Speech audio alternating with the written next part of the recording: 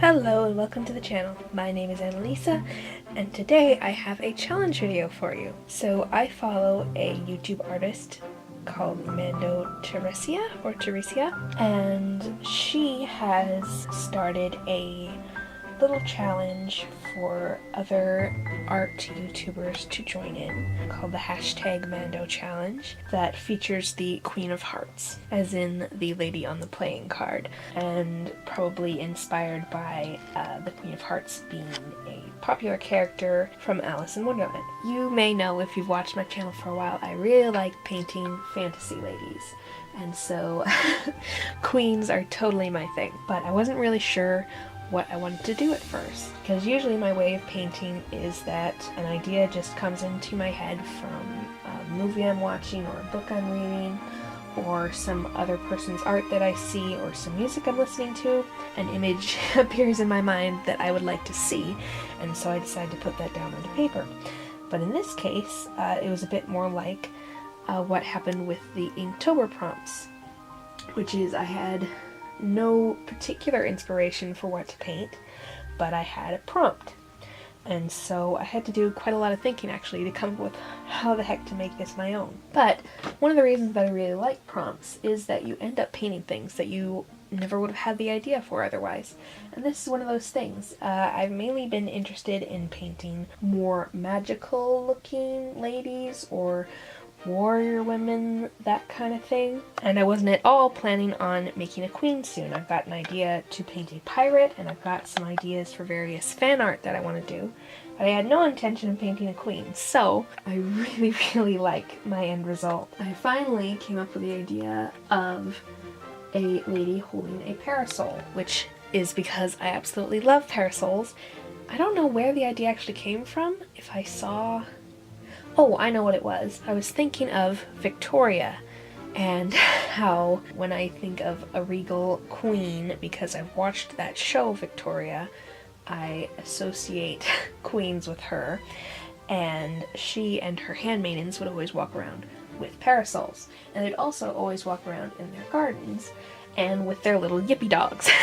Elizabeth, of course, had all her many dogs. Corgis, I believe, is what they are. So there's this image in my mind of what queens are like, and they are very elegant and put together, and they carry around parasols in their gardens and have their little yippy dogs accompanying them. So that's how this the subject of this piece came to be.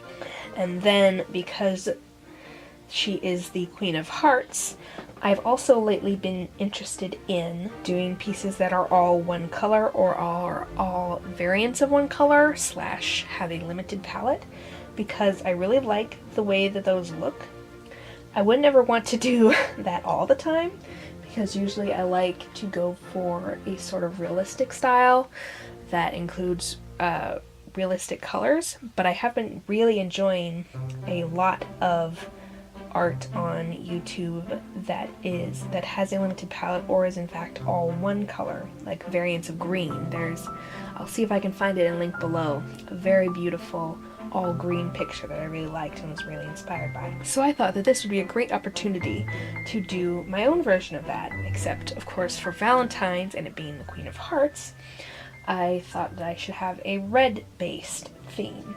And so of course, since I'm using watercolors, most of the time if I don't have it very concentrated, red is going to turn into pink, which I think is fine. It's just watered down red / red with white mixed in. And then the other colors I used were orange and purples, so those are just red with yellow or blue mixed in. And then of course the peach for her skin is just watered down red with a bit of brown in it. And then of course there is the whole thing that pink is my favorite color.